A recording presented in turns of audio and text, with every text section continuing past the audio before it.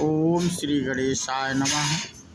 मित्रों, आज इस वीडियो के माध्यम से हम बात करेंगे श्री रामचरितमानस अयोध्या कांड से। ये प्रसंग है मित्रों, और हम अपने पिछले वीडियो में भरत जी जो जल था वो भरत को पहुंचाए थे, और उसके बाद चित्रकूट का उन्होंने भ्रमण किया था। उसी की आगे की कथा मित्रों आज है श्री राम भरत संवाद, पादुका प्रदान, भरत जी की विदाई। तो आज ये प्रसंग मित्रों आप लोगों से हम इस वीडियो के माध्यम से साझा करेंगे। भोर नहाई सब जुरा समाजू, और भरत भूमि सुर तेरहु तिराजू। भल दिन आजु जानी मन माही, और राम कृपाल कहत सकु चाही। अगले छठे दिन सवेरे स्नान करके भरत जी, ब्राह्मण, राजा जनक और सारा समाज आ जुटा। आज सबको विदा करने के लिए अच्छा दिन है, यह मन में जानकर भी कृपालु श्री राम जी कहने में सकुचा रहे हैं। श्री रामचंद्र जी ने गुरु वशिष्ठ जी, राजा जनक जी, भरत जी और सारी सभा की ओर देखा, किंतु फिर सकुचाकर दृष्टि फेर कर वे पृथ्वी की ओर ताकने लगे। सभा उनके शील की सराहना करके सोचती है कि श्री रामचंद्र जी के समान संकोची स्वामी कहीं नहीं हैं। सुजान भरत जी श्री रामचंद्र जी का रुख देखकर प्रेम पूर्वक उठकर विशेष रूप से धीरज धारण कर दंडवत करके हाथ जोड़कर कहने लगे, हे नाथ, आपने मेरी सभी रुचियां रखी। मेरे लिए सब लोगों ने संताप सहा, और अपने आपने भी बहुत प्रकार से दुख पाया। अब स्वामी मुझे आज्ञा दें, मैं जाकर अवधि भर 14 वर्ष तक अवध का सेवन करूं। हे दीनदयाल, जिस उपाय से यह दास फिर चरणों का दर्शन करे, हे कौशलाधीश, हे कृपालु, अवध भर के लिए मुझे वही शिक्षा दीजिए।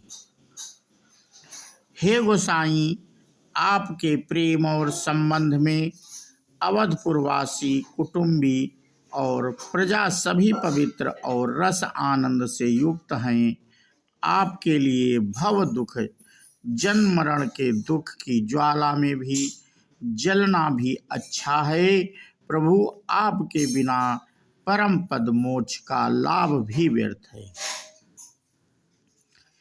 हे स्वामी, आप सुजान हैं, सभी के हृदय की और मुझ सेवक के मन की रुचि, लालसा, अभिलाषा और रहनी जानकर, हे प्रणतपाल, आप सब किसी का पालन करेंगे, और हे देव, दोनों ओर अंत तक निभाएंगे। मुझे सब प्रकार से ऐसा बहुत बड़ा भरोसा है, विचार करने पर तिनके के बराबर जरा सा भी सोच नहीं रह जाता। मेरी दीनता और स्वामी का स्नेह दोनों ने मिलकर मुझे जबरदस्ती ढीठ बना दिया।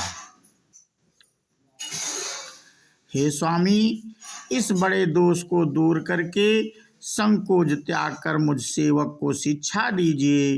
दूध और जल को अलग अलग करने में हंसनी की सी गति वाली भरत जी की विनती सुनकर उनकी सभी ने प्रशंसा की।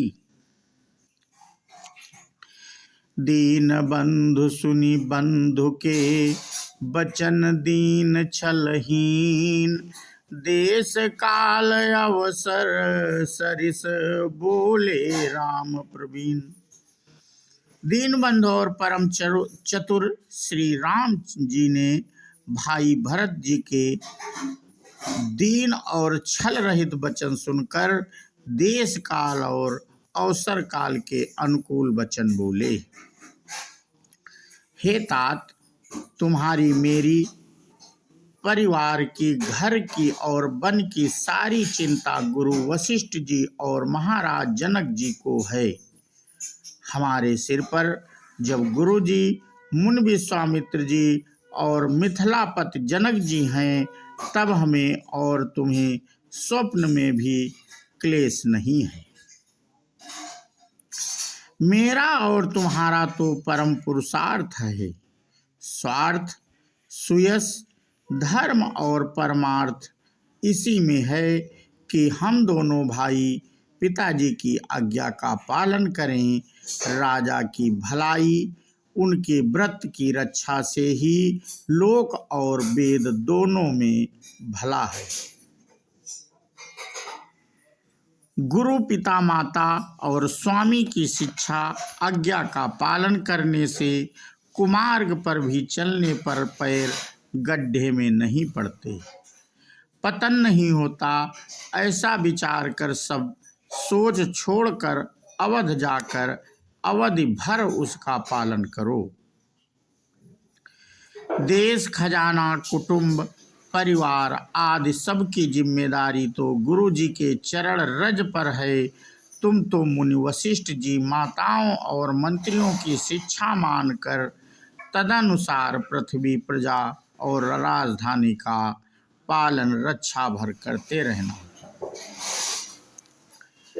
मुखिया मुख सो चाहिए, खान पान कहूँ एक, पालई पोसई सकल अंग, तुलसी सहित विवेक। तुलसीदास जी कहते हैं, श्री राम जी ने कहा, मुखिया मुख के समान होना चाहिए, जो खाने पीने को तो एक अकेला है, परंतु विवेक पूर्वक सब अंगों का पालन पोषण करता है।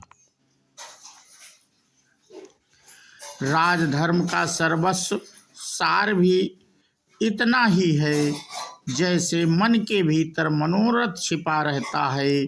श्री रघुनाथ जी ने भाई भरत को बहुत प्रकार से समझाया, परंतु कोई अवलंबन पाए बिना उनके मन में न संतोष हुआ न शांति। इधर तो भरत जी का शील प्रेम और उधर गुरुजनों, मंत्रियों तथा समाज की उपस्थित यह देखकर श्री रघुनाथ जी संकोच तथा स्नेह के विशेष वशीभूत हो गए, अर्थात भरत जी के प्रेमवश उन्हें पांवरी देना चाहते हैं, किंतु साथ ही गुरु आदि का संकोच भी होता है। आखिर भरत जी के प्रेमवश प्रभु श्री रामचंद्र जी ने कृपा कर खड़ाऊं दे दी और भरत जी ने उन्हें आदरपूर्वक सिर पर धारण कर लिया। करुणा निधान श्री रामचंद्र जी ने दोनों खड़ाऊं प्रजा के प्राणों की रक्षा के लिए मानो दो पहरेदार हैं। भरत जी के प्रेम रूपी रत्न के लिए मानो डिब्बा है और जीवन के साधन के लिए मानो राम नाम के दो अक्षर हैं। रघुकुल की रक्षा के लिए दो किवाड़ हैं।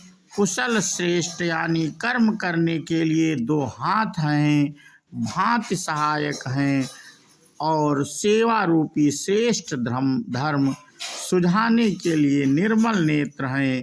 भरत जी इस अवलंबन के मिल जाने से परम आनंदित हैं।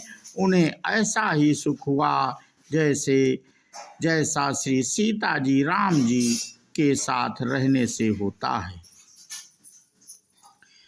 मांगे विदा प्रणाम करी, राम लिए उरलाई, लोग उचाटे अमरपति कुटिल कुअवसर पाए।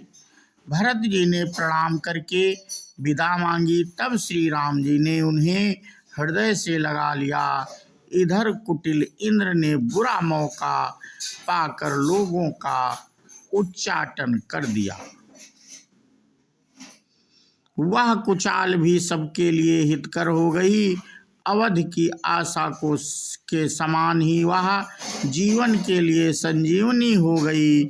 नहीं तो उच्चाहट ना होता तो लक्ष्मण जी, सीता जी और श्री रामचंद्र जी के वियोग रूपी बुरे रोग से सब लोग घबराकर हाय हाय करके मर ही जाते। श्री राम जी की कृपा ने सारी उलझन सुधार दी। देवताओं की सेना जो लूटने आई थी वह गुणदायक, हितकारी और रक्षक बन गई। श्री राम जी भुजाओं में भरकर भाई भरत से मिल रहे हैं। श्री राम जी के प्रेम का वह रस आनंद कहते नहीं बनता। तन मन और वचन तीनों में प्रेम उमड़ पड़ा। धीरज की धुरी को धारण करने वाले श्री रघुनाथ जी ने भी धीरज त्याग दिया। वे कमल सदृश नेत्रों से प्रेमाश्रुओं का जल बहाने लगे। उनकी यह दशा देखकर देवताओं की सभा समाज दुखी हो गया। मुनिगण, गुरु वशिष्ठ जी और जनक जी सरीखे धीर धुरंधर जो अपने मनों को ज्ञान रूपी अग्नि में सोने के समान कस चुके थे, जिनको ब्रह्मा जी ने निर्लेप ही रचा और जो जगत रूपी जल में कमल के पत्ते की तरह ही जगत में रहते हुए भी जगत से अनासक्त पैदा हुए। त्यों बिलो की रघुबर भरत प्रीति अनूप अपार। भय मगन मन तन बचन सहित विराग विचार। वे भी श्री राम जी और भरत जी के उपमा रहित अपार प्रेम को देखकर वैराग्य और विवेक सहित तन मन वचन से उस प्रेम में मग्न हो गए। जहाँ जनक जी और गुरु वशिष्ठ जी की बुद्धि की गति कुंठित हो, उस दिव्य प्रेम को प्रकृत लौकिक कहने में बड़ा दोष है। श्री रामचंद्र जी और भरत जी के वियोग का वर्णन करते सुन कर लोग कवि को कठोर हृदय समझेंगे। वह संकोच रस अकथनीय है। अतएव कवि की सुंदर वाणी उस समय उसके प्रेम को स्मरण करके सकुचा गई। भरत जी को भेंट कर श्री रघुनाथ जी ने उनको समझाया। फिर हर्षित होकर शत्रुघ्न को हृदय से लगा लिया। सेवक और मंत्री भरत जी का रुख पाकर सब अपने अपने काम में जा लगे। यह सुनकर दोनों समाजों में दारुण दुख छा गया। वे चलने की तैयारी करने लगे।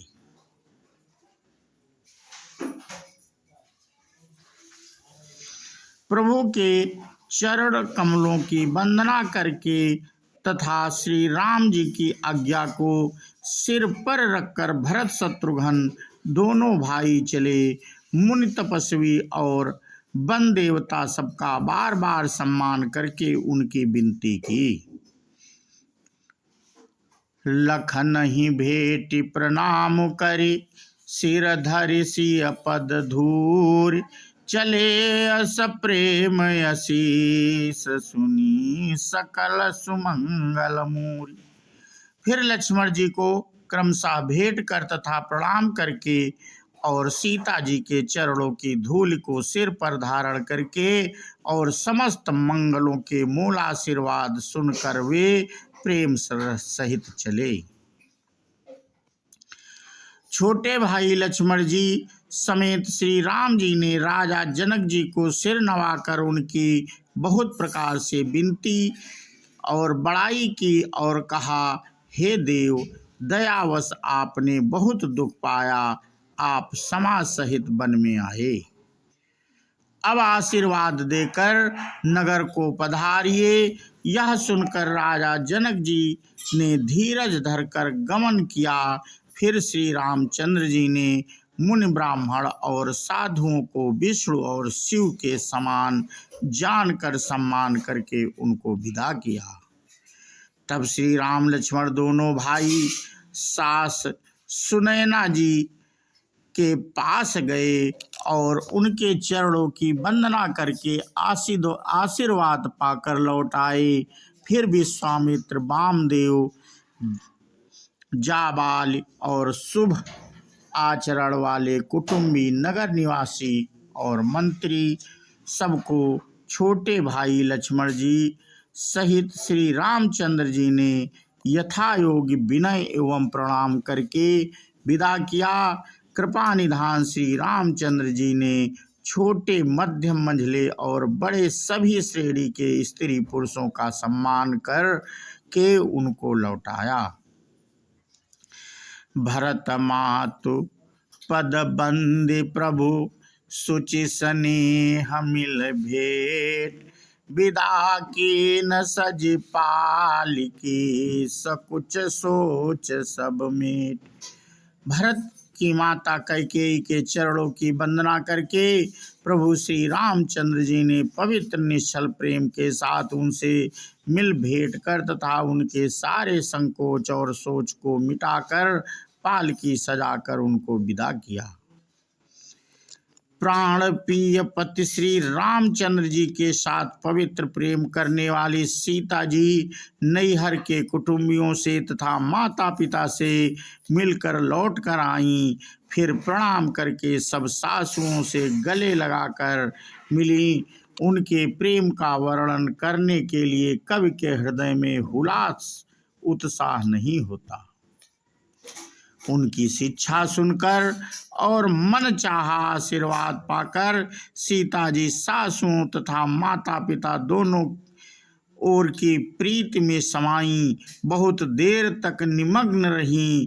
तब श्री रघुनाथ जी ने सुंदर पालकियां मंगवाई और सब माताओं को आश्वासन देकर उन पर चढ़ाया। दोनों भाइयों ने माताओं से समान प्रेम से बार बार मिलजुल कर उनको पहुंचाया। भरत जी और राजा जनक जी के दलों ने घोड़े, हाथी और अनेकों तरह की सवारियां सजाकर प्रस्थान किया।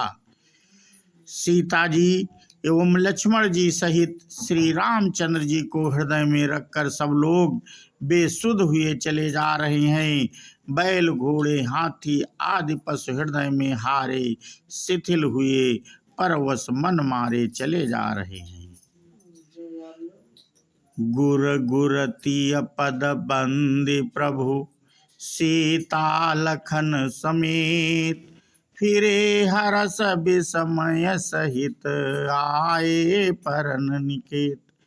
गुरु वशिष्ठ जी और गुरु पत्नी अरुंधति जी के चरणों की वंदना करके सीता जी और लक्ष्मण जी सहित प्रभु श्री रामचंद्र जी हर्ष और विषाद के साथ लौटकर पर्णकुटी पर आए। फिर सम्मान करके निषाद राज को विदा किया।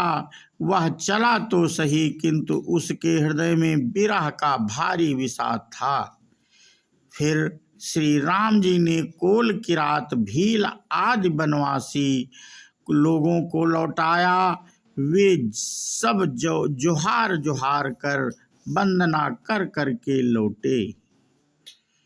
प्रभु श्री रामचंद्र जी, सीता जी और लक्ष्मण जी बड़ की छाया में बैठकर प्रियजन एवं परिवार के वियोग से दुखी हो रहे हैं। भरत जी के स्नेह स्वभाव और सुंदर वाणी को बखान कर वे प्रिय पत्नी सीता जी और छोटे भाई लक्ष्मण जी से कहने लगे। श्री रामचंद्र जी ने प्रेम के वश होकर भरत जी के वचन मन कर्म की प्रीति तथा विश्वास का अपने श्री मुख से वर्णन किया।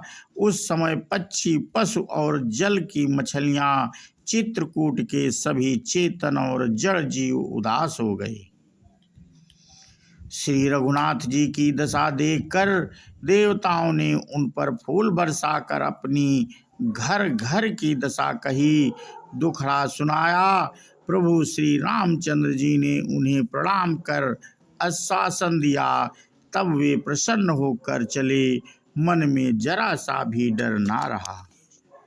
तो मित्रों, आज इस वीडियो के माध्यम से हम चर्चा कर रहे थे श्री रामचंद्र जी की, और आज का अपना वीडियो यहीं पे समाप्त करते हैं मित्रों। इसके आगे का प्रसंग हम अपने अगले वीडियो के माध्यम से आप लोगों से साझा करेंगे। बोलो सियावर रामचंद्र की जय, हनुमान जी की जय। जय हिंद, जय भारत, वंदे मातरम।